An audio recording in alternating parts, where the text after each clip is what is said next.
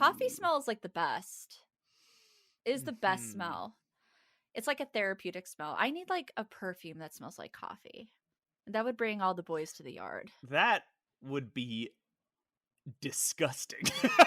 Like How dare you? if you just sprayed some coffee on yourself and then went about your day. How dare you? This is a $1 million idea. Hey, do you smell my new perfume? Smell my It's flat old white. it's old coffee. It's an Americano, watered down coffee. I rubbed some coffee grounds in my armpits, and then I get real sweaty, so that they get so the smell really brings out the effervescence. I took a sip of coffee right then and nearly spat it out. It just, no. That is akin to how you would put on the perfume.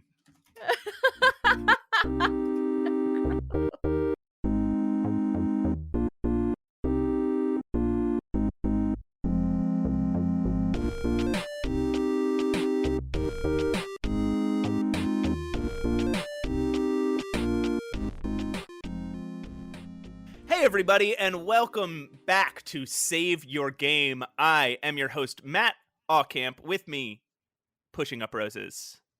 How's it going, Roses? Why don't I get like a special introduction? I always call you Special Boy Matt Aucamp. Why don't I ever get anything? I can't believe this. I didn't give either of us a nickname this time. I think, you know what? I think this is the energy we'll bring into this episode. Okay. We don't deserve nicknames. We have to earn them this episode. Oh my god. We have to prove this is the episode where we prove that we earned our each nicknames. other?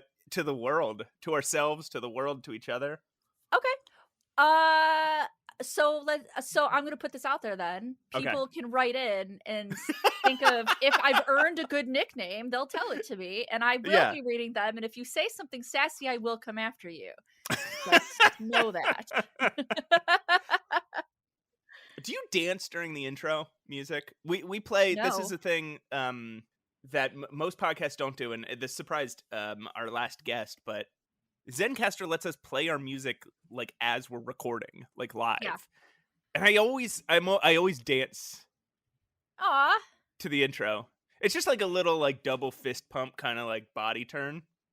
I kind of like stare and disassociate until it's time to talk. Okay. Yeah, that makes that makes a lot of sense. It does. What have you been playing this week? I, upon, again, your recommendation and Alistair's recommendation, who pressed mute on Uncle Marcus. I was playing that on the PS4. Because it looked intriguing to me. It's an FMV mystery game. Yeah, go ahead. Yeah, very, very cinematic. It is a, don't get me wrong, it is a game. Extremely reliant on like observation and like cutscenes and stuff. So I haven't beaten it yet because I'm infuriated. Okay. So this is a game where you kind of have to lose, play it again, collect more evidence, see if you can prove who is behind this murder, and then do it again. Would you call that like a time loop game? What would you call that mechanic? Well, there's no acknowledgement that time has been looping, so I think it's just a I think it's like a suspension of disbelief game, right? Because you are using clues that you got on previous run-throughs of the game, correct. But there's absolutely there's nothing supernatural about it, so there's no mention of the fact that you've been repeating. That's true. So mostly just trial by error, trial by fire. Like that's kind of what you have to do. So what's really nice about the game, or is you would think what's really nice about it, is because you do have to replay it to get all of the evidence to be able to accuse people. You can skip cutscenes, right? At least it says you can skip. Mine is having issues skipping the cutscenes. Boy. And I don't know why, and I've had to sit through So there is a cutscene, and I think you'll know what I'm talking about, where the main character Abigail, she's kind of the detective. You're playing as Abigail. She gets Mhm. really overwhelmed, and she's like, "I'm just not cut out for this." Do you remember that? Yeah, so, yeah, towards the end, when There's like a yeah. breach in trust at some Yes. point. I Mhm. have to sit through that scene every time. It's not a short scene, my friend. It is not a short scene. So I'm a little desensitized.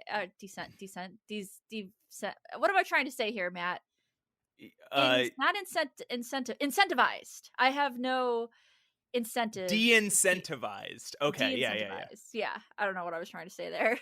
We got there eventually. We got there. So Together, I'm as a team, as yeah, friends. and I'm yeah. I mean, we should have a buddy cop film. We can figure things out. It would just be a buddy cop film where one of us forgets a word and the other one helps them figure it out, and, like, that's the whole movie. It's That's the like, whole thing, and we did it, "Sir, and we're not. you know that thing where, oh, man, he has to come into the station because, like, he broke a what's it called? Oh my god, it's, The law?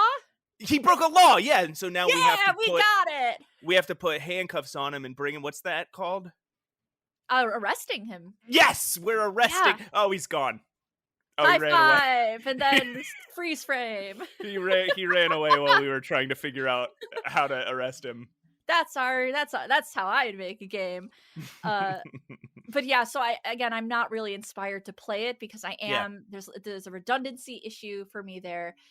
But what I will say, and also there's a suspension of disbelief thing happening. To just give you guys a brief premise, is your uncle Marcus has been poisoned by somebody in the family. And for some reason, we can't treat it. And I'm sorry, we've seen way too many episodes of House to know that that ain't true. And your Uncle Marcus is just to give people Uncle Marcus is played by Andy Buckley, who plays David Wallace in The Office. Oh yeah. That's a good trivia point. Thank you. Hmm. Um, so now I'm having trouble believing it, right? Right. But you know what? It's very classic live acted FMV where it is this is unbelievable, but it is very fun. Right, you're in a trivia you're having a trivia night for your mom's birthday via Zoom, and Mhm. or like a Zoom-like thing, and yeah, you have to try and interrogate your family members in a way that they won't realize you're interrogating them, so you can figure out who poisoned Uncle Marcus, Yeah. and then, also at some point, what poison he ingested so you can recommend to him the right antidote Yeah, to the right drink. anecdote because there's just no other way. He's got 3 bottles of chemicals, and he's like, "I don't know which one to drink, you have to tell me," and if you tell him the wrong one, he dies in He front of dies. you. It's very traumatic. I'm just And if gonna he j put that out yeah, there. The worst ending is when mhm, you decide to not trust Uncle Marcus. So, like any good mhm. murder mystery, you can decide not to trust the victim that comes forward. They could be a femme fatale. You can decide not to trust him, sparking the worst bad ending. And I don't mean worst in quality. I mean Yeah. worst as though your character's life has been destroyed. Yeah, Essentially, yeah, yeah. if you choose this ending, I'm just like, oh god, everything's gone wrong. Which I don't get why would you I just don't know why you would tell everybody, right? Like, I don't you either. Yeah, he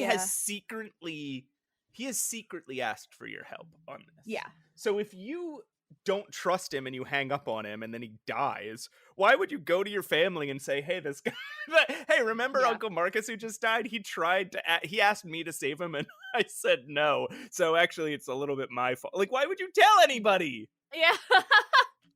It's so weird, but Yeah.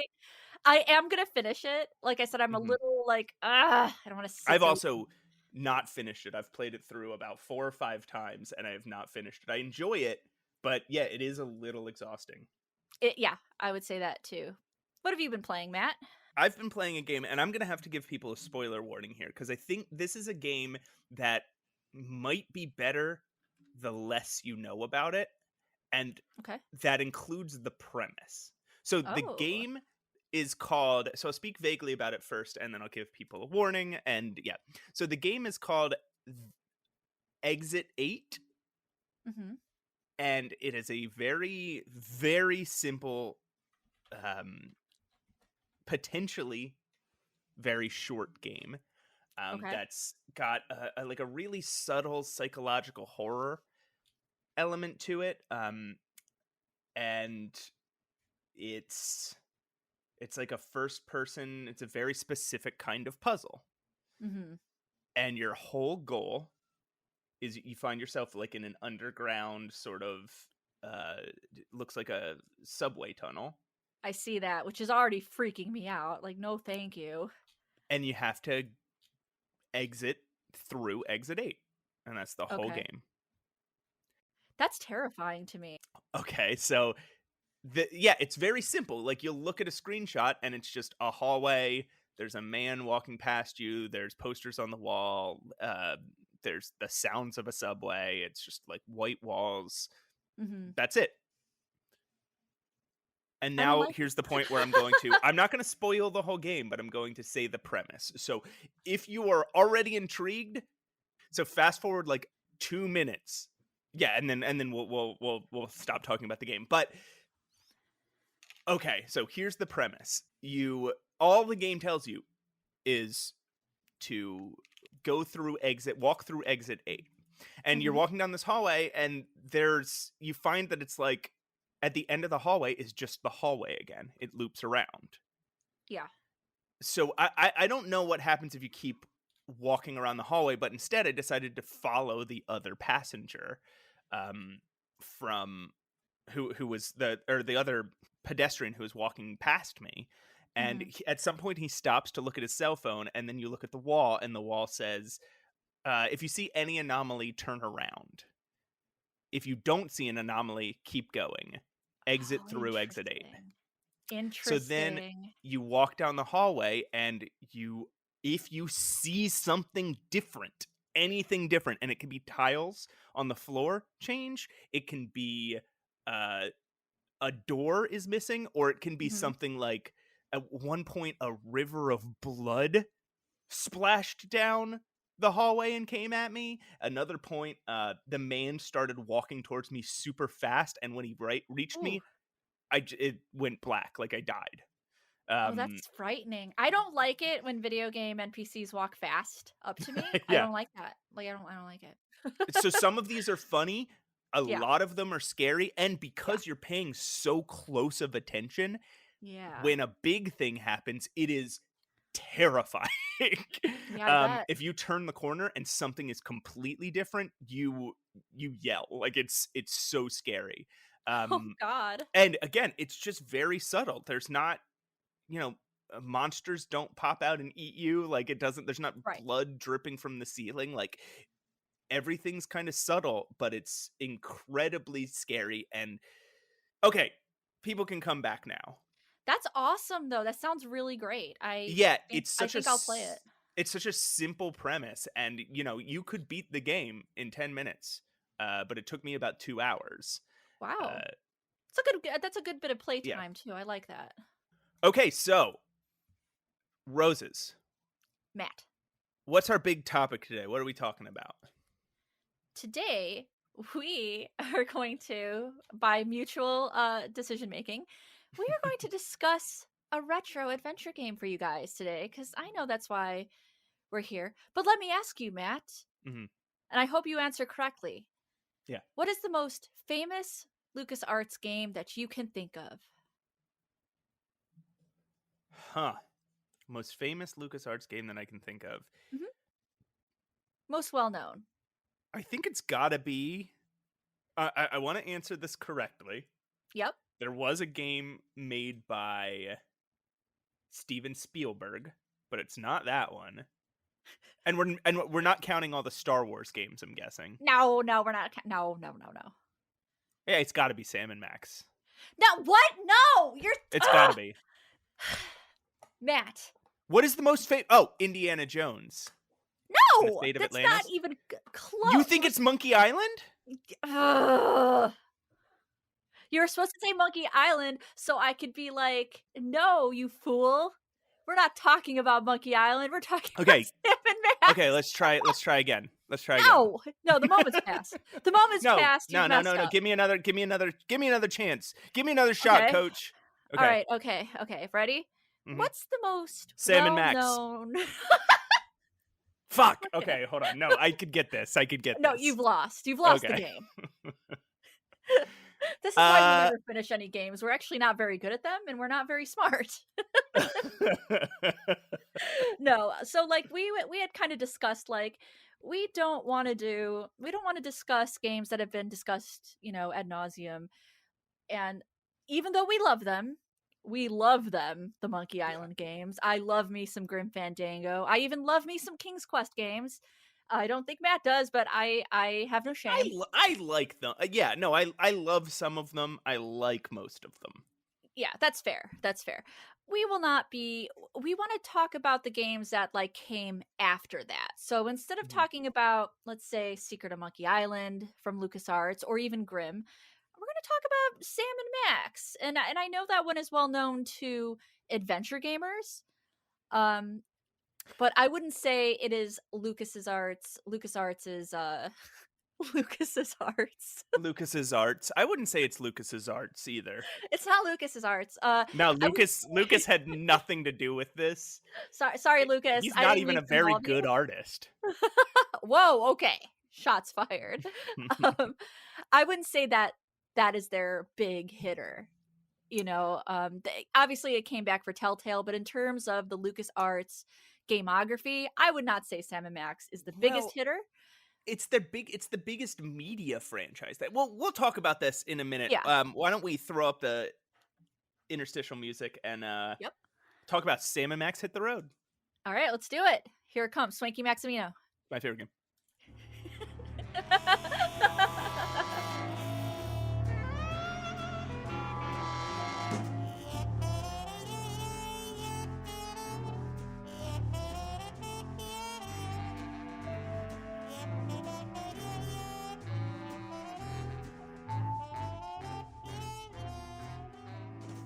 I'm back. Yay. Yay! How was your break? Did you spill anything? No, what are you talking about? Just curious. No, of Just a course not. question. Okay. No, I went and got my coffee and like very quickly, and then I came back with it in my hand very quickly, and not a drop spilled all over the floor. Wow, Matt, that's great. Yeah, So you've thanks. got you've got so many talents. You can jump real high, you can run real fast, you're very strong, and you never spill things ever. No, how was your break?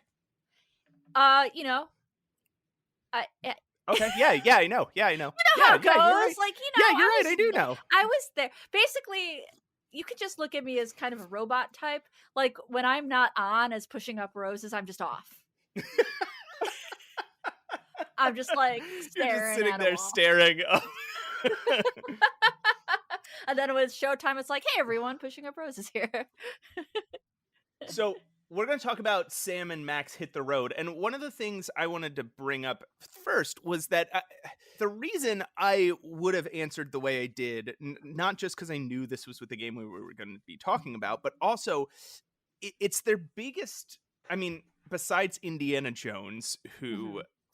I don't know if you can count because he has plenty of other games that happened before and Yeah. after and completely unrelated to the LucasArts games, or at least the two LucasArts adventure point and click adventure games. Mhm. Sam and Max, this kind of launched a franchise that just kind of grew, Yeah. or it grew, but it stayed at this like low level for a very long time, right? Uh, Yeah. it started as a comic book, and then this game came out, and then it became a Saturday morning cartoon show, and then Yeah. there were more games. Now there's a VR game. Like, I think a lot more people know Sam and Max than you might think.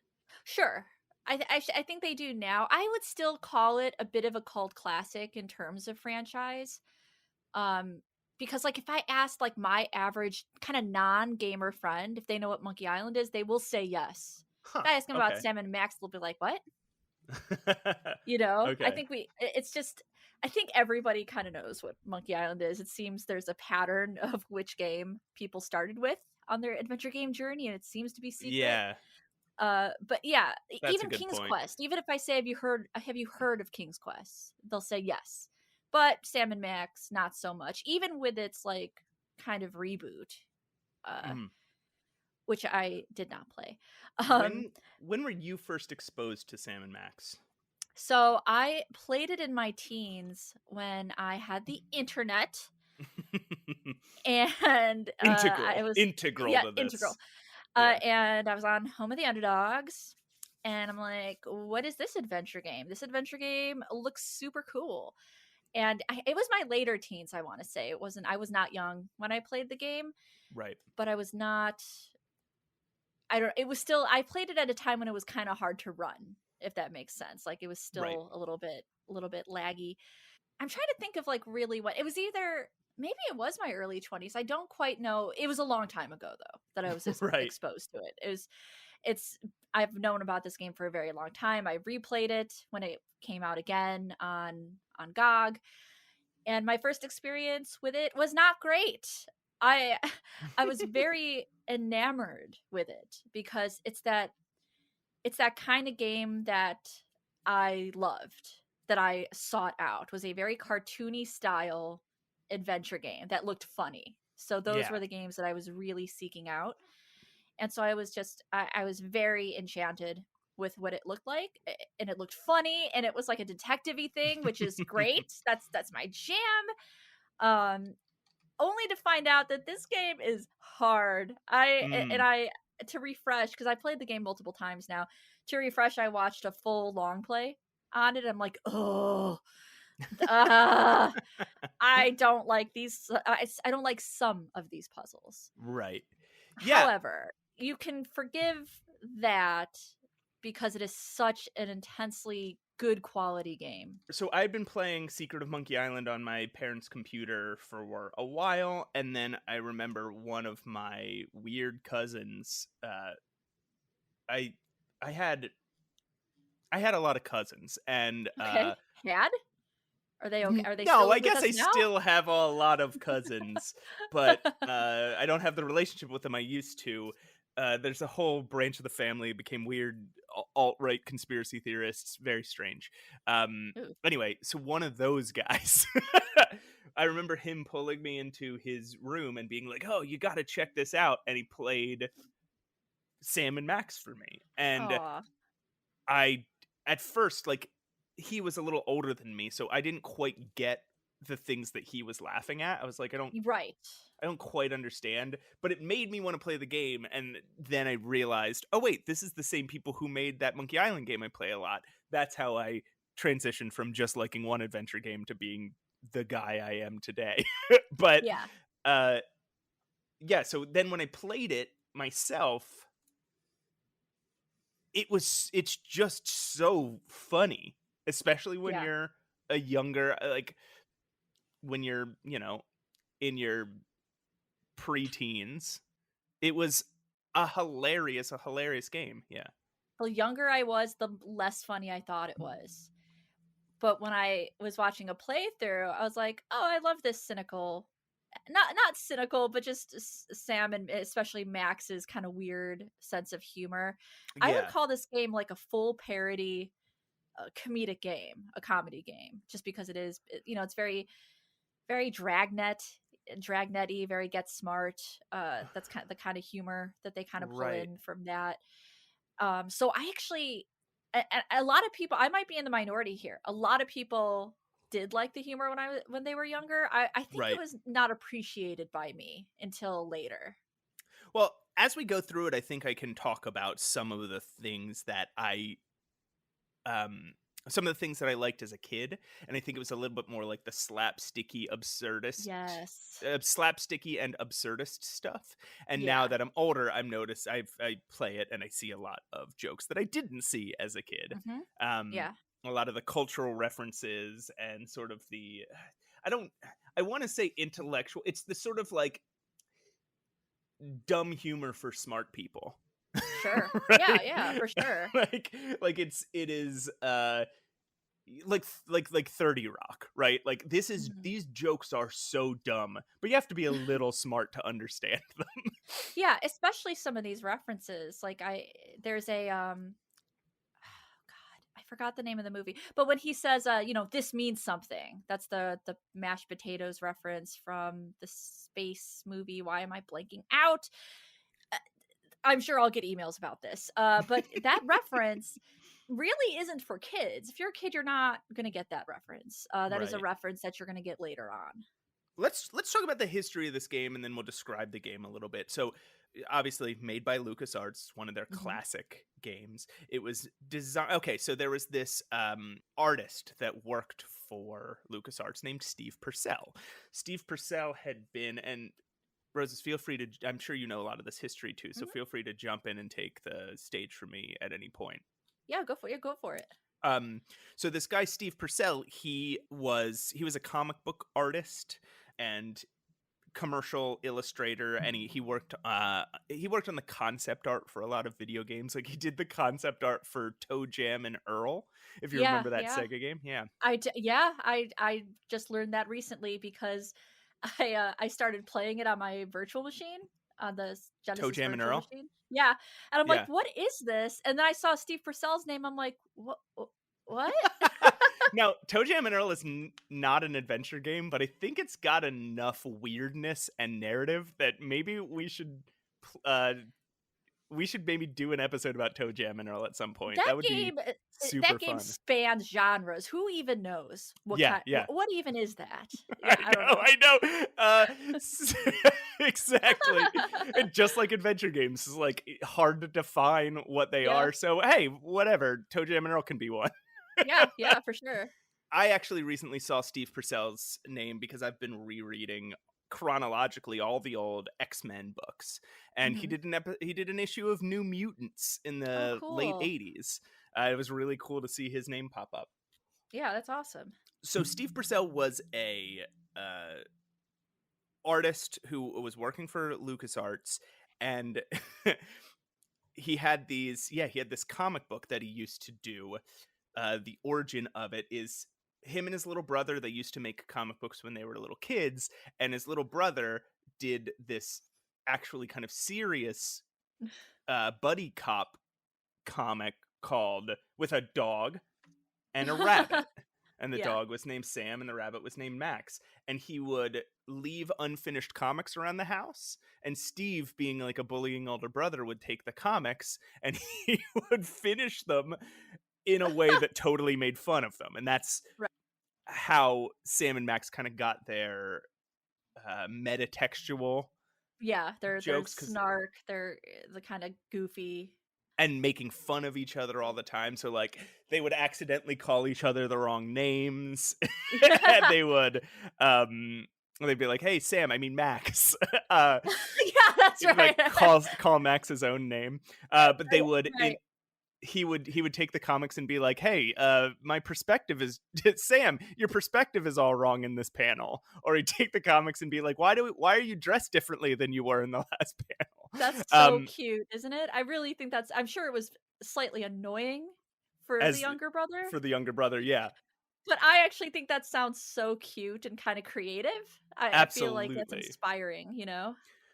So then on one of Steve Purcell's birthdays, his younger brother signed over the rights to these Wow. two characters to him, just like on a piece of paper, I think, that just says Yeah. like, "You have the rights to Sam and Max forever." Right? Wow. Um, That's and so sweet. I mean, Steve must have really taken to these characters. He must have really liked them that much, you know? I mean, he's still engaging with them now, 30 years later.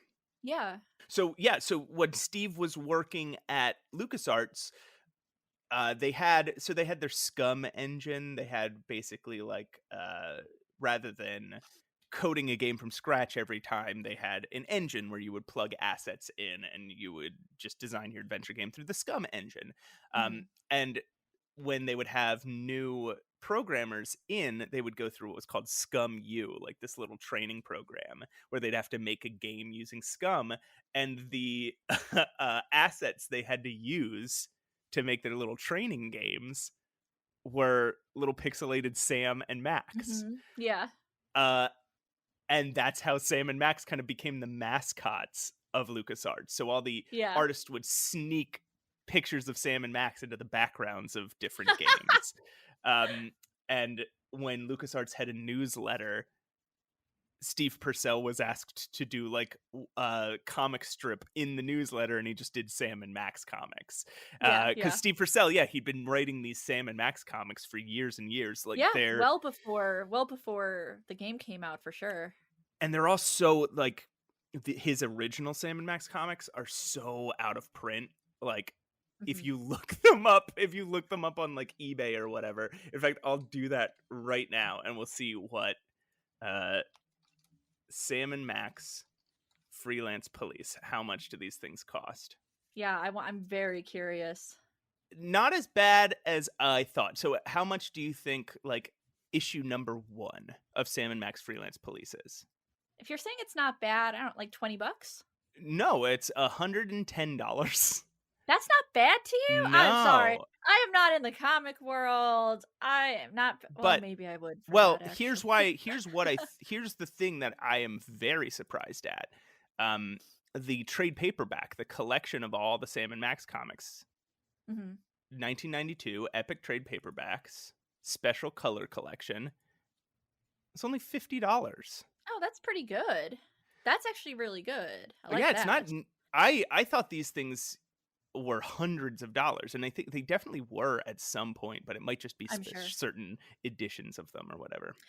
And yeah, and that stuff ebbs and flows all the Hmm. time. Like it's always kind of fluctuating. So, honestly, I think the comic. I'm an artist myself, and I think it looks so good. It is just such an.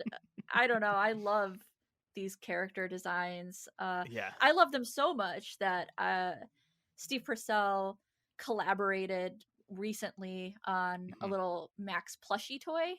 Yeah. There might have been a Sam one too, and I think that one's out of that one was limited. It's out of stock, and you have to pay Uh like a lot of money to get it. But I did buy the Sam one years ago, and I just love it so much. I love the design. huh. Man, it would make a great tattoo. Like Ooh. I love these designs like so much. So I found Sam and Max Surfing the Highway, which I think is the full collection.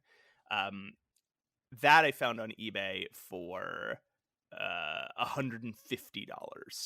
That's still not bad. Yeah, it's not as bad as I was thinking. The Yeah. limited edition, uh, when they re-released it with the Telltale games, and that's Hmm. like $300. Okay, that's fair. But anyway, so just a little digression. Um, Now so then at LucasArts, they decided to make an actual game. They made Sam and Max Hit the Road, which Hmm. was like it would take some concepts from the Sam and Max comics, and it would send them on a big road trip around the USA. An amazing thing that Steve Purcell did, and then we'll talk about the game, and then we can talk about what happened to Sam and Max after that. Maybe when Hmm. we're done, Yeah. like at the end here, Steve Purcell did something really smart, which is he held the license Yeah. Yeah. through all these things. Like rather than he licensed Sam and Max to LucasArts. They like Right. borrowed the license from him. And, like he kept ownership of Sam and Max, and he still has it to this day, which is That's incredible. rare. That's Hmm. very rare. It just kind of reminds me of like, Ron Gilbert not having the rights to Monkey Island or what didn't have. Does he have the rights again He does not. He had to license them from to license Disney it? Yeah, when cuz he Disney owns made it. Return to Monkey Island. Yeah. Yeah. So that it's actually kind of rare that Yes. an artist would keep their license, but I'm so glad for it, honestly, Hmm. cuz I don't know, Sam and Max, like don't misunderstand. I believe in the public domain. I believe in that Yeah. that when a license runs out, you can use it. I believe in that. I'm not like a Disney weirdo, type of person. But I don't know. He's still alive and like still going. And as an It's artist myself, I would want to hold on to my license until death. I feel like maybe that's why it's still so beloved now. mm. Because well, I don't know how beloved it is to me, at least. Like the people who Yeah. really like Sam and Max, I feel that we love this game and we love these characters. Yeah, so, do you wanna start talking about should we start definitely we should start talking Y about the game at this yes, point. yes, let's talk about the Okay. game a little bit. So, this game plot is unique to me. If you made it today, I don't think it would be unique anymore. But Mm. this is kind of the original Animal Detectives, isn't it? We were talking about in one of our early episodes where we talked about Next Fest games, where there's so many animal There's detectives. It's just just so many. nonstop. Yeah. But yeah, just nonstop. And I'm always very charmed with them, and Matt's just kind of back and forth, I think. But Yeah, I mean, come on. yeah, You could how many can you somebody could possibly think have? of a better premise. Sure. But this feels like kind of the original, Yeah. what I can think of as an animal detective in an adventure game. And it's very buddy cop. It's Mhm. very dragnet. So you're playing as both Sam and Max. Sam is an Irish wolfhound. I don't know if I buy that. It's kind of like this. It's kind of like the Snoopy situation. I'm like, that's a Yeah. beagle. That's not a beagle. So, but he is described as an Irish wolfhound. Yeah, Actually, I think fun he's more like story. he's like a creature made of wax that's sort of shaped like a dog, I think. Yeah, like when I saw it as a younger person, I thought he was a bear. I'm like, who's that bear? But yeah, Irish. He describes himself as an Irish wolfhound, 6 foot tall. They are anthropomorphic, so they are. Sam at least is wearing clothing.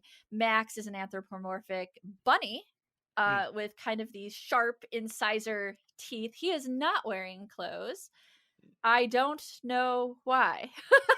I don't. I don't know why he is technically naked compared to Sam, but it's pretty clear. If you don't know Sam and Max, like, don't get it wrong, it's not like he has a penis and balls just No, hanging he there. doesn't. It's very Looney Tunes. Yeah. He's just a rabbit. He's just a rabbit. I feel like Sam is more of an anthropomorphic dog and like human dog, and Max is just a rabbit. He's just like a psychotic rabbit that can talk. Yeah, and often they don't even call him a rabbit, they call him like they call him like a psychotic rabbity thing. A rabbity thing. Yeah, Yeah. a rabbity thing. So, who knows what he is? He is adorable, He's a and lagomorph. he's a lagom. Yeah, that's what they said. That's what they said. Yeah, lagomorph. So, it opens with kind of a classic crime hostage situation. This guy who looks like a mad scientist, he has captured a damsel in distress and he's mad. He's like the ultimate incel. He's like, why don't you want to go out with me? Why don't you love me? And she's like, well, it's not that I don't like you. You're just too nice. Yeah, It, it's so I mean, it predated the whole incel thing, but it yeah, captured it so yeah, well. It was just like, yeah, what they clearly had gone on a date and she said she just wanted to be friends, so he, like, being a a mad evil scientist. Yeah, mad scientist, captures her and straps her to a chair, and he doesn't yeah. understand why he doesn't wanna date she doesn't wanna date him. And she's very like pretty calm about it. And then Sam and Max, they bust through the wall in their Mhm. police car. It, like I said, very cinematic detective like opening. They save the day. It turns out that this mad scientist was a robot anyway, wasn't even real. And they leave the woman there, and she's like, This was the thanks. this was the first thing that made me laugh as a kid and just, like, lose my mind because she goes, uh, she says something like, "Thanks, Sam and Max. I'll never forget what you've done for me here today." And then they Yeah, drive they away, just drive away. and then the camera just lingers on her sitting in the chair, just blinking. And she's still, like you said, she doesn't seem bothered. She She's doesn't seem just bothered. She's yeah. fine. I'm not sure she was even knew what was happening. She was just kind of just thought circles and triangles in those in that head there. But Yeah. yeah, so that kind of sets the tone for the game, kind of a buddy cop detective parody. I do call this a parody game because it is taking from a lot of detective stuff. It takes from noir stuff. It takes from what I think Dragnet. It's but it's also goofy. So if you've ever seen Get Smart, it's got a sense of humor to it. And the gameplay kind of falls in line with that as you are put on a case. You Yeah. are private. You are privatized. You are PIs essentially. You have your own office. People can call you. And when people call them, and this is a running gag through all Sam and Max media, they violently and ferociously fight to see who can answer the phone Yes, yes, first. they do. Mhm. And, they get this phone call from a carnival, which is like that okay, I don't know if you know this about me, Matt. I don't know if we've had this conversation. This Uh-oh. might be concerning. I love adventure games with carnival settings and circus Okay. settings. They're like Okay. my favorite thing. They're my favorite settings.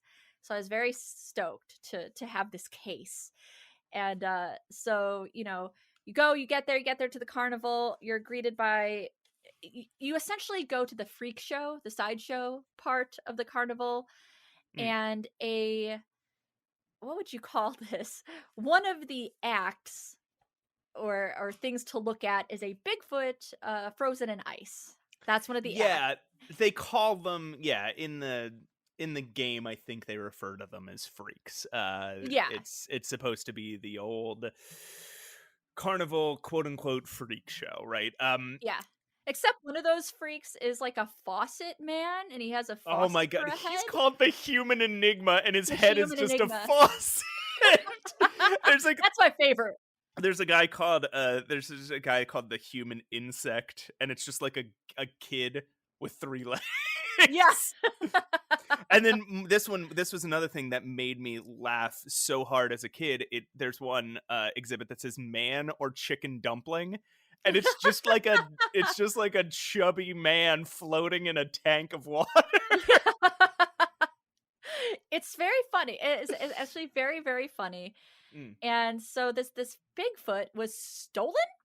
You could see the ice had been melted down. He's not there. The owners are they are what would you call them? They They're are connected con- back they're to con- back. they're they're conjoined twins, but yeah, Yes, they are but connected connected back to back. back to back. So like to walk, they have to like one has to fall forward on their 2 legs, spin around, and let the other one fall forward on his 2 legs. And the Yeah. funniest thing about these two is that one appears to be much older than the other, even Yes. though they're Yes. conjoined How is that twins. possible? Yeah. I still want to hear the human enigma story. I was Mm. so obsessed with that. I really wanted that to be more of a character that you could like talk to and interact with. If you talk But, to any of the 3 characters in the sideshow, they just you can talk to them, but all they'll do is like make one noise at you. Like mhm.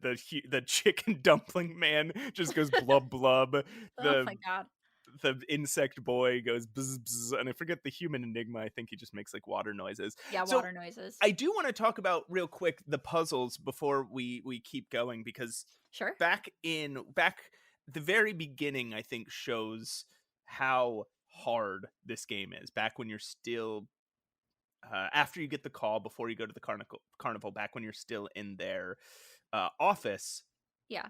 you basically need to do 2 things before you leave. You need to get money, and you Yep. need to get the instructions Yeah. from they tell you a bonded city courier is waiting outside Right. with your, With your instructions. with your Yeah. instructions, and all you see outside is a cat that's coughing. Fucking Um really mangy cat too. That cat has seen some stuff. so with 0, and there's nothing that indicates either of these things. But in order to get the money, and these are going to be very minor spoilers for the puzzles at the very beginning, in order to get the money, you have to use the rat hole in their office, Yes. because it turns out that's where they keep all their money Yeah. to I mean, keep it safe. luckily for us, we're trained in adventure games. We check every rat We hole no we matter click what's in every it. yeah, we Yeah. click everything on everything. And then for to get the to get the message from the bonded city courier, you have to use Max on the cat, and he like fishes around in the cat's insides, pulls the thing out, and then Like pulls it tosses out. him aside. Yeah. Yeah. I So assume it's like that cat's fine. That cat is strong. That cat will outlive us all. right. You don't have many things to interact with and many options, so like those aren't too hard to solve Yeah. when you're by just clicking around and experimenting. But that Yeah. sets the tone for puzzles in this game, where it's like Yeah. It's not necessarily moon logic, it's more like cartoon logic. It's Cartoon, like yes, it's like Looney Tunes logic. It's very absurdist, and something really interesting is I did say that you play as Sam and Max, but mostly you're playing as Sam and Max is in your inventory. You can use Yeah! Max as an item. This is another weird thing. He doesn't start in your inventory, right? You have to, at the beginning of the game, or any time in the game before you use him, you have to pick him up, and Yeah, he stays in your and like he still that's just so keeps funny. walking along next to you, but like now he's Yeah. in your inventory. I think if I remember correctly, those things aren't totally ridiculous in the sense of like what we've talked about moon logic before, where it's like, what? How could this possibly two things possibly go together? Like when they go Right. together, it makes sense to you, but there's no reason. You have no hints. You have no reason to think up these solutions on your own. Right. No, these puzzles are hard. These They're puzzles are very very hard. hard. And it is LucasArts in the sense that you can't be an unwinnable. You can feel free to do whatever you want. You can click Max on anything you want to Yeah, click them on with varying degrees of results. yeah. But I found these puzzles very tough, and I found exploring the map infuriating. I'm going to be totally honest with you guys. There is a lot of backtracking in this game, and there's a lot of locations. Yes, I mean, thankfully they're on a map, so you click on your car, then it Yeah, takes you to the map, and then you click on the location and you're there. yeah, You almost never in this game have to walk more than 2 screens away right. from the map. It's just there's a lot on the map, and you don't always know because these puzzles are kind of unhinged. You Yeah. never quite know where you need to go. And I'm going to say Exactly, this, yeah. not all settings were created equal. I certainly like the carnival. That's the first place you go because Mhm. that's your lead basically. That's who you got to talk to about the missing Bigfoot. I didn't mind the puzzles in the carnival so much. Even the Tunnel of Okay. Love puzzle, where you have to like bash poor Max into a circuit breaker to. You Look, it dip him makes in the sense when you do it, okay? that one's got a timing thing which It always drove does. me crazy, especially when you were playing on older computers, uh, because you can only like the frame rate was really bad, but Right. Yes. Yes. you can do it too late and you can do it too early. So Right. but you're allowed to you can do it over and over again, which is not a problem if your frame rate is high, but is a problem if it's low. Yes. Um, I had issues with that. I'm like, what am I doing wrong? so yeah, when you have to figure out a way to light up this tunnel of love, and then to stop the ride, Sam dips. You have to hit Max on the circuit breaker at the exact right time, and Yeah. Sam dips Max in the water and then slams him into the thing to short circuit it. So good. Yeah, it's very slapstick. It's very Yeah, much like Looney Tunes meets maybe like the Three Stooges meets Dragnet. That's how I would describe this game. And that's very appealing, I think, yeah. to an adventure gamer. It really hits a lot of things that we like to see in adventure games. It's very rich in graphic, very rich in those even though I said I didn't like every setting, there's a reason why. And that's because some of the puzzles in those said settings are bonkers. They're We'll get absolutely there. wild. Yeah. Yeah. There's also the dialogue. The way dialogue works in this game is really cool too. You have to give an opening line before all your dialogue opens up, but so you have 3 options. One's a Mhm. question, one's an exclamation, and one is it's a symbol that's just a rubber duck.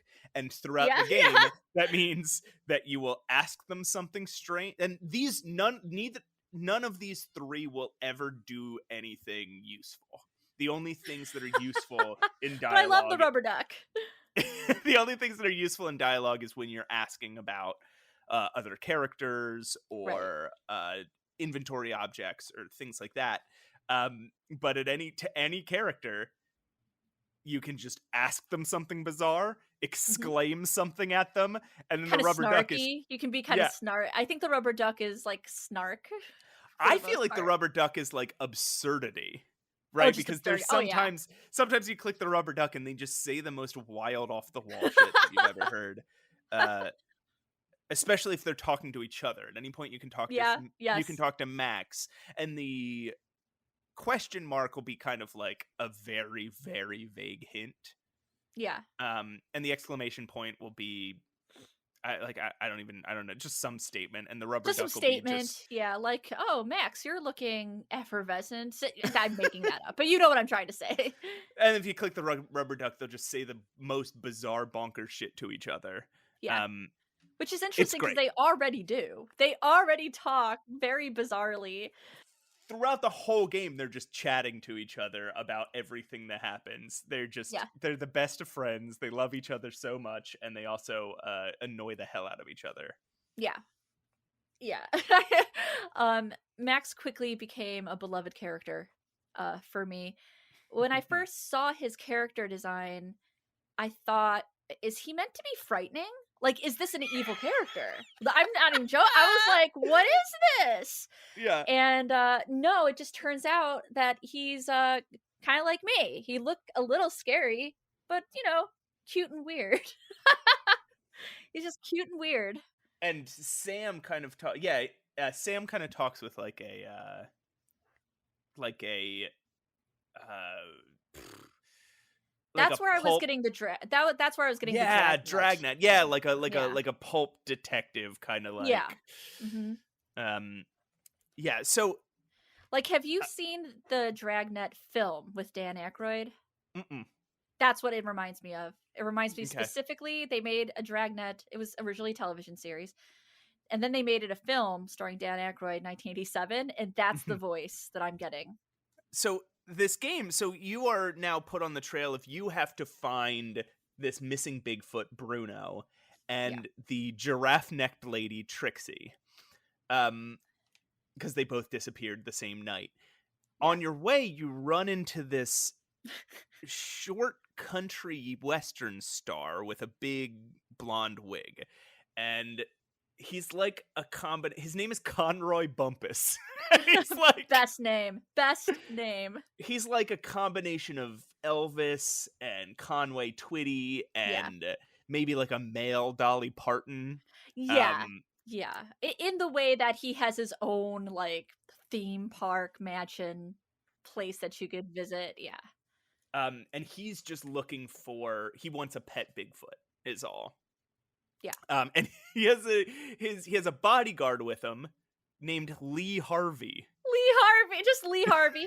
Lee Harvey. Yeah, Uh, which I did not get as a kid. yeah. That's a rough one.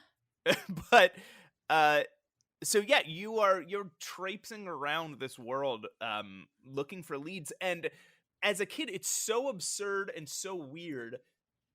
It felt like I was just going from moment to moment. Like I don't Yeah, think that I was able to piece together a coherent plot as a child. right. But now I look at it and it is just like you're going to different locations, interviewing people, Getting figuring leads. getting leads. What you find out is that at a bunch of different places, you get leads to places that also there might be Bigfoots, and every time you go, they tell you their Bigfoot has also disappeared and Right. been stolen. And you also find out that Conroy Bumpus has been there looking for the Bigfoot too, and Yeah, has also not found the Bigfoot. So like you guys are both a step behind whatever is capturing these Bigfoots. right. And I do want to say, to get these settings that you travel to, you do need to unlock them. So you start Yes. out with a map with only one setting on it. You can go there. And so, the point is basically just like any detective thing, you look for leads, you look for evidence that can bring you to the next location. Yeah, which I think is really cool. Like again, all the solutions to this game are stuck in my head. I can beat this game in 2 hours. I can't. Um There's no way. There's just no way. everything about this game is just so locked into my brain. So even now, I have to kind of remove myself from it to see how cool that is. How like Yeah. that's a very cool thing that like you have to you have to find clues. You're not just going to go Mhm. to random locations for no Right. reason. You have to find a clue that'll take you there. And then Yeah. you can bounce between any location at any time, and I think that's kind of cool too. I do too. It is very detective-y in that way. It really Right. does feel like a noir, hard-boiled parody with these just intensely silly Oh, yeah. characters. It's almost like Who Framed Roger Rabbit, but more unhinged than that, even, and that's pretty unhinged, you know? But that all being said, like, as I was, rewatching it yesterday, I was just marveling at how beautiful this game looked and Mhm. how I don't know, how the designs how Steve Purcell's designs really translated into a computer Yes. game design. Yes. I couldn't believe it. Like, it really looked good. And, of course, all the backgrounds are beautiful. They are so full of stuff too. The backgrounds are just Yeah. chock full of little details and jokes. Yeah. They're fully painted. They yeah. Yeah, I couldn't I was reminded of it, really, and I was like, "Wow, this game aged well because it's gorgeous and because it's kind of based on a cartoony style, graphic comic style thing, Mhm. and that ages well, you know? So, Yes. like, I was like, "Oh, that translated very, very well." Um, and I wish I could appreciate it even more, but I do the thing that trips me up with this game Mm. are the like we said, are the puzzles and the backtracking, because if you're not Matt and you don't know the game, you know, like the palm of your hand, it is hard. I think Yeah. it can be a little backtracky, and I don't like going to those settings over and over and trying the same stuff that I think I've already tried. And there are some puzzles that are not just fetch quests. They're more in line. I don't know if I want to call them logic puzzles, but there is definitely a logical way to get to it. So the puzzle I'm thinking about is the alligator puzzle at the or are they croc I don't remember now. That one is really tough. Yeah. It's alligators and there comes a point, yeah, where uh Lee Harvey throws Max in a dunk tank that used to Yeah. hold a Bigfoot on a uh in a southern Florida. Yeah, you're right, it is in Florida. Is Yep. it yeah, southern Yeah. Florida mini golf course that is full of alligators. Um and you have to make a bridge using the alligators by like golfing fish in their exact right Yeah. spots I so that I yeah. just no. Nope, I just didn't that's not a fetch quest. It's not inventory item to me. That is more in line with my frustrations with, like, slider puzzles. To me, it just feels like padding, it just feels like fluff, and I'm just not interested in those kind of puzzles. And maybe for the time, that was great, but at this point, that's not what I seek out. Well, I think on some level it's you knew that that's you had to make the bridge and so that's frustrating. Yeah, I think figuring out why first swapping the golf balls with a bucket of fish right.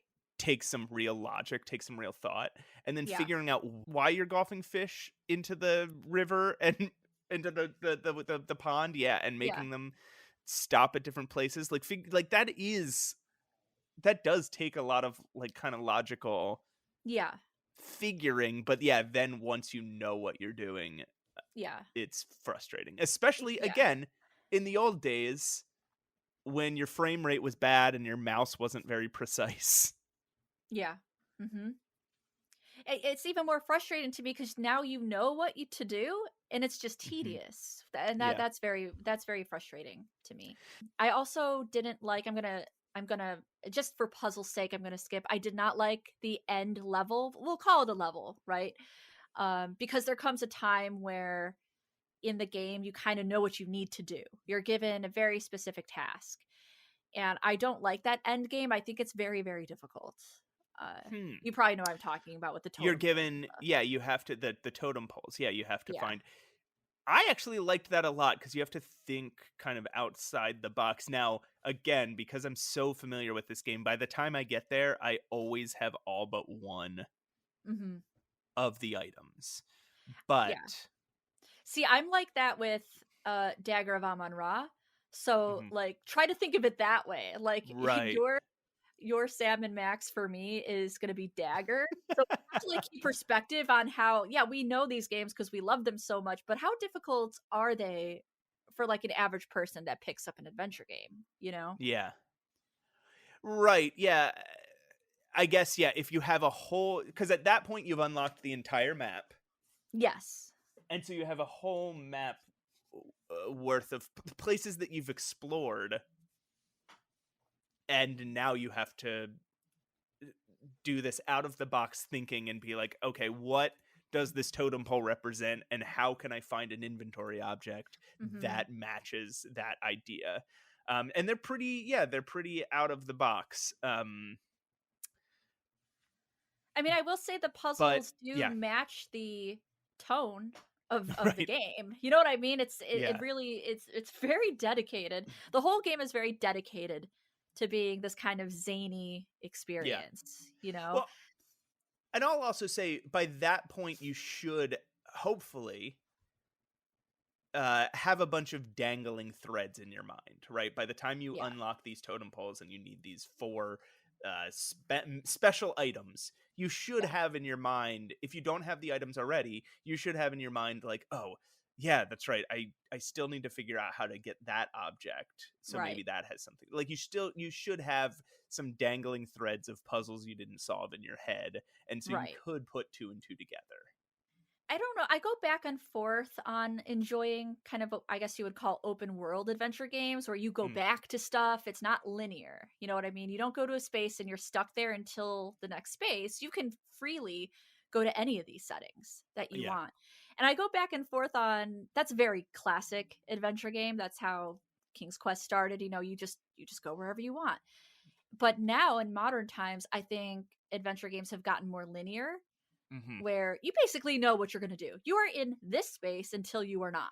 You know what I mean? It's less. I think Yeah. a lot of games become less open world, and I go back and forth on how I feel about it because, like, I love part of the reason I loved adventure games when I found them was the exploration part of it. Was Yeah. going to these places, going kind of back and forth, and really solving a puzzle. Really just like figuring it out. Um, but, like, thinking about Sam and Max, I'm like, "There's some cruel parts, I don't know. There's some wacky Yeah. wacky things in here." And when you've gone back and forth so much, it kinda loses its novelty a little bit, you know? Just like Right. anything, just like any game. Uh, but So yeah, can you guess which setting I liked the best? besides the carnival? Yeah, besides the carnival, because that's way too easy. Okay. The let's see. Bungee jumping from the mount the noses of the presidents in Mount Rushmore? No, I absolutely hated that, actually. Okay. Um You're not gonna the guess, it's so stupid. uh the celebrity vegetable patch where they grow they grow vegetables that look like Like, famous people's celebrities? heads. Definitely not. That was such a fleeting that's a fleeting Yeah, one there for sure. you get two inventory items there. Like it's such a weird spot in the game. Um the Yeah, you've had it. nationwide um convenience store chain Snuckies. Snuckies, yep, I love going to Snuckies. I don't know why. There's a nostalgia to I think to general stores, just in Yeah. general. Do you get in general, do you get it? Sorry, this is a terrible pun. Um, there's just a nostalgia for things like that, and it's so goofy and so silly, and I Mm, know that when I enter a store in an adventure game, I'm probably gonna buy something. Like, it's almost a for sure thing that yeah. I'm gonna get an inventory item here. So it's always And, like a good jumping off point to like be in a store in an and adventure game. there are three Snuckies in the on the map, and each of them have just like a chubby guy eating ice cream but with a different color shirt. Yes, Uh yeah. identical cashiers with like one thing, like one has a mustache, one has glasses, but they're the same. And they each have like a different food item in the stained glass windows and a different statue up front, because like one's in Louisiana, one's in Right. Arizona, and One's like a one's in shrimp. Yeah, yeah, Michigan. So like the one in Louisiana is a shrimp, the one in Arizona is a cactus. yeah. I can't remember what the one in Michigan is, but very well, a crawfish rather, not shrimp. But yeah, Oh, not you're right, yeah, not a shrimp. in each Snuckies you can buy a different um mini game. Yeah. So you can buy their version of Battleship, which is called Car Bomb, Yeah, and Car Bomb, I remember that. To be and you honest, I was not charmed by those mini games. I did not really play them. oh, I played Car Bomb so much because Oh my it's gosh. just Battleship. Yeah, it's just Battleship.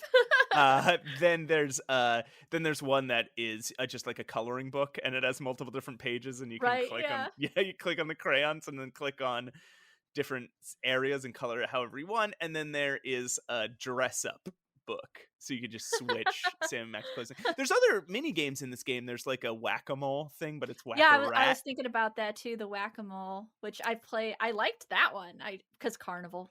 Yeah, and that one you have to play to beat the game, Yes. but all the other mini games you don't, including one that is constantly on the map, which is just a game where you jump over like Sam is driving down the highway and Max is standing on the roof, Mhm. and if you click the mouse button, Max will jump, and so you just jump over street signs.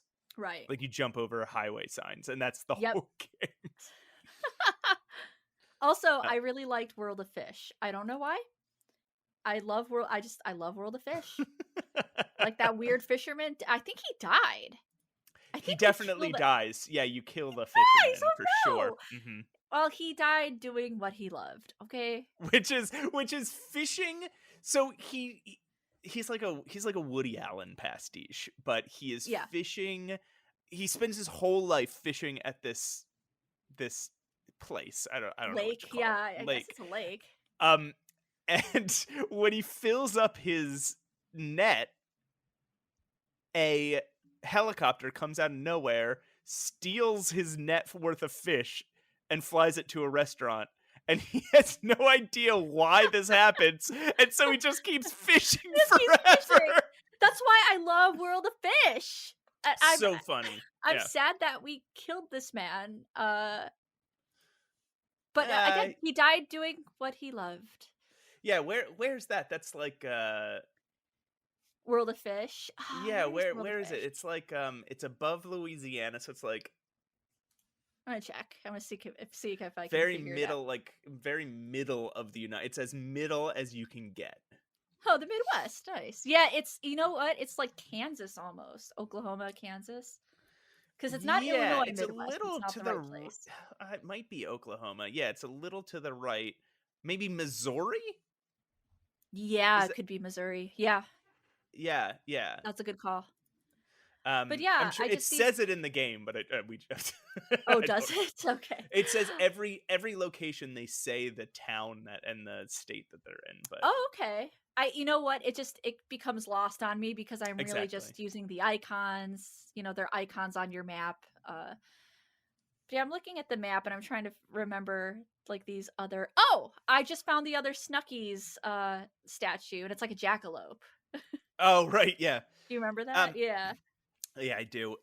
I think there's some other interesting stuff in the game. There's a point where there's a really good joke where there's a wishing well, and if you throw money in it, um, Sam says, "I wish this game were over," and then the Yeah. credits come up. It's definitely got Hmm. some meta things going for it. There's Very, a very monkeys like this game is blah blah, blah, we're in a video game. But it's not egregious. I just yeah, want to point that out. It's got those jokes, but they do make sense. right. There's a bunch of other cool. There's a musical number. There's a scene in quote unquote VR. uh, Yeah, that's yeah, really fun. Which is interesting because the most recent Sam and Max game to come out as of 2024 is a VR game. yeah. That is. Oh Um, yeah, that is interesting. so that's Sam and Max Hit the Road. It's a real classic. I do want to talk about what happened with Sam and Max afterwards, and just briefly, Yeah, and what yeah. happened with Steve Purcell. So after Sam and Max Hit the Road, it was like like you said, is kind of a cult hit.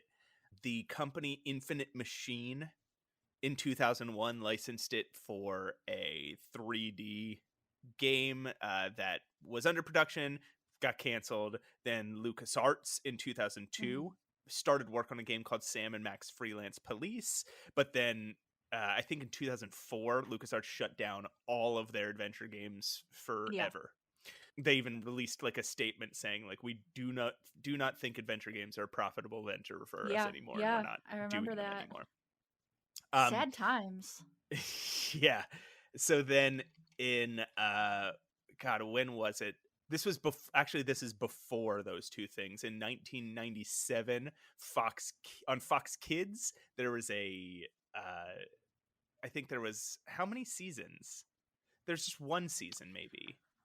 I don't know if there's more than one. One season, 13 episodes, and it's one of those like cartoons where it's Yeah. like there's an A and B, so it's like 24 segments of there's a Sam and Max, yeah, TV show, like cartoon that was pretty good. Steve Purcell was heavily involved in it. Mhm. The voice actors are different, and some of the writing feels a little bit different, but not so different. Like it's pretty close. And Yeah. again, Steve Purcell writes on it. And then Steve Purcell went on to join Pixar, where most notably he wrote or helped with the screenplay of the movie Brave. Yeah. Mhm. Then Sam and Max would get adopted by Telltale Games. They would release 3 installments. What are Why did those I think called? it was more than that? That's so only 3? Well, yeah, because they were the episodic things. So Yeah, yeah. there was like 6 episodes for each. Oh, okay. Yeah. Okay, that makes more sense. Okay, I got it. My brain was like, "What?" The first one was Sam and Max Save the World, and then it was Sam and Max. Ooh, what's that one next one called? I'm a purist. I didn't play them. I'm a gaming snob, you guys. I don't know if you knew that. No. And then the third one is Sam and Max the Devil's Playhouse. And Yeah. those each have 5 episodes. And then again, very recently, I think last year, they came out with a Sam and Max virtual reality game, and it's really like Steve Purcell describes it as. Actually, it was 3 years ago. Wow. Wow. Steve Purcell describes it as like a Sam and Max theme park. It's a little Uh-huh. bit more like you're walking around Sam and Max's office and their Right. street, and then you're actually playing a game. I mean, that's kind of cool. I Yeah. would like to see that just for nostalgia's sake, you know? So who knows what's in? So like clearly they're not done, right?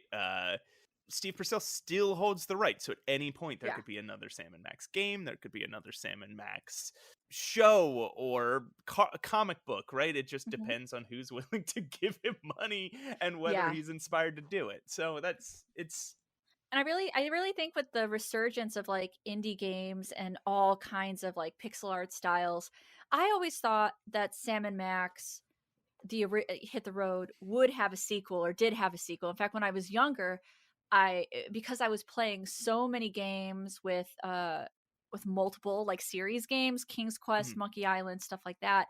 I really thought that there'd be another one because it's set up that way. It's set up just like in the comics, they're going to go on cases, right? So it really felt to me that at that right. time, maybe there was another one kind of like Hit the Road. So I would love Yeah. to see it back in that beautiful, wonderfully aged setting that they did because I do like some Telltale games. I'm not in general a fan, and I Yeah. don't know how I feel about the 3D aspect.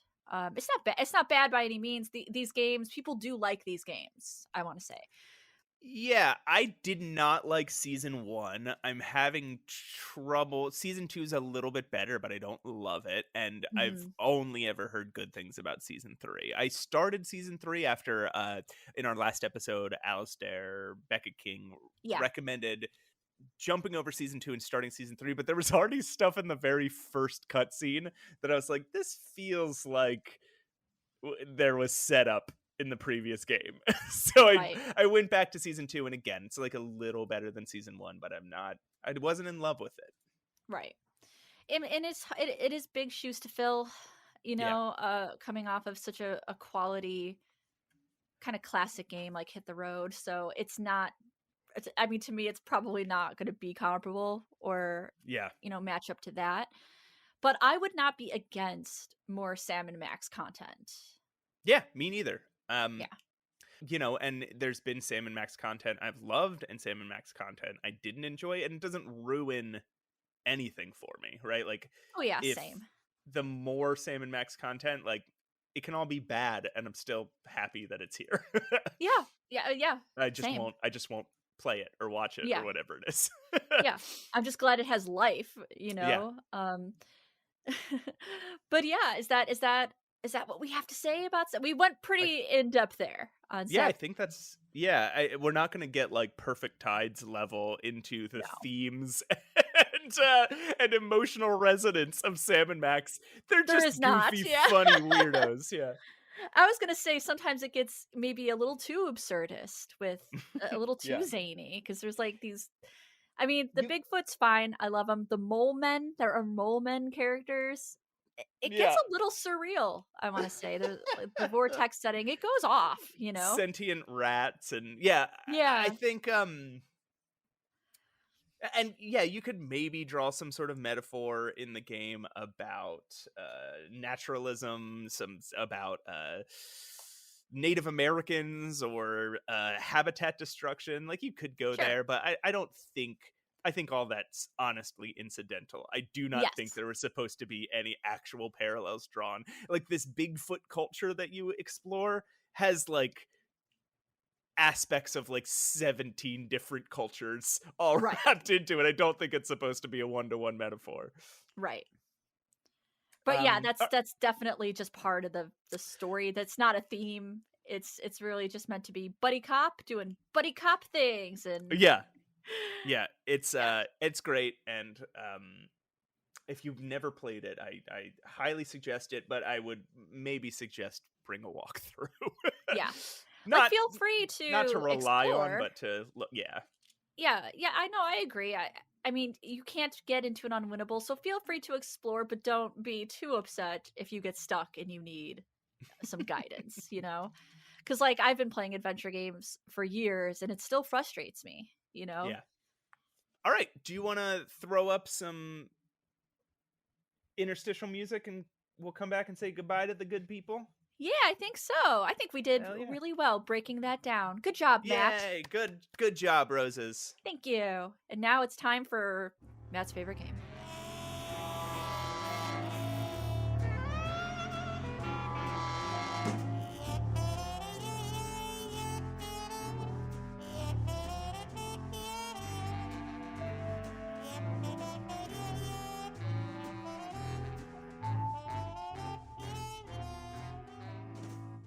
Hey everyone, Pushing Up Roses here, and we're back. We're Special boy, back. Matt Allcamp. See, I used your nickname because I think that you earned it. Yeah, I think we earned our nickname. So I earned my nickname Special Boy and you earned your nickname um Trash Monster. Oh. Oh. Remember? Okay. Yeah. Remember? Yeah, remember. Okay, that's fair. That checks out. Well, what are some other nicknames we've had for you in this Well, Wolverine, like you were we Wolverine last. oh yeah, Wolverine. Oh, we kind of played with, kitty girl or special kitty No, cat.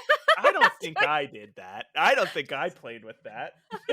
I think maybe No, that you was were me. playing with that off by yourself in the That was corner. mostly me. Yeah, that was mostly me. What about what's a good femme fatale name for me? How about this? Instead of you know how there's like this slang in old noir where they're like, ah, this guy's pushing up daisies, see? How about that? Yeah. Only roses. Matt, What? are you serious? What? It's my whole name. That's what my name means. Oh, Get so we are so we here. already oh, so we already got it. Okay, so we already got it. Solved. Solved. All right, so I'll be special boy and you'll be pushing up roses. That'll work really well. Perfect. Nailed it. No notes. We did it. And we secured and clamped down. I don't know why I'm saying it like that. We clamped down another podcast We episode. clamped down a podcast. We clamped it down. All right, everybody, we got this one clamped down. So keep back in case its manacles come loose. This is my favorite thing I've ever described ever. We've clamped clamped this down. one down. So quick, before it escapes, let's say goodbye. We are part of the Adventure Game Hotspot Network. Check them out at their website. You know it. You find us on whatever, all the social media sites. I'm Matt Allcamp. She's I'm pushing up roses. Just Google me, but not too much, please. Thank you. Google me, but ignore the Ohio police officer from Macon County, Ohio. That guy has my last name and first name and is the worst. Wow. Who gave him permission? The audacity. The audacity is absolutely right. He is a actually monstrous criminal. So, oh my god. Okay, so that's not Special Boy Matt Allcamp. That is not me. That is not me. I'm the other Matt Allcamp, the adorable one. the good jumper, yeah. You can email us at mattandroses@gmail.com so we can do another cool Q&A episode. Or if you just want to praise us, we like that. Well, I don't know, I can't speak for Matt, but I like that.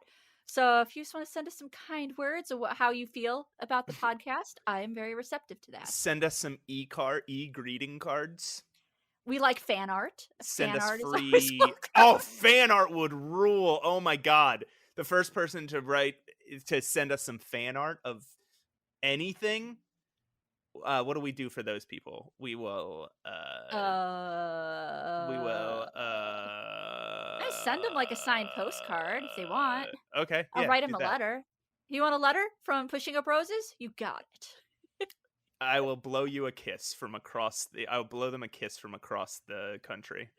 I mean, it'll take a while to get there, but it will get there. Yeah, but it'll get there. You'll just one day be walking and be like, oh, okay. I can send them a loose crank.